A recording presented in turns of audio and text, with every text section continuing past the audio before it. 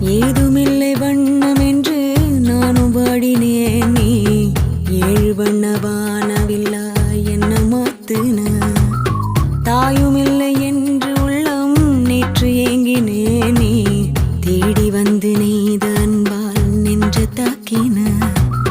கத்தியின்றி ரத்தமின்றி காயப்பட்டவள் உன் கண்கள் செய்த வைத்தியத்தால் நன்மை அடைகிறேன்.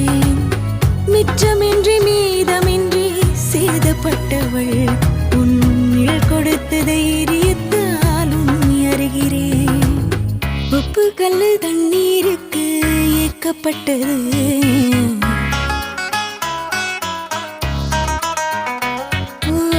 ஒத்த சொல்லு புத்திக்குள்ள மாட்டிக்கிட்டது.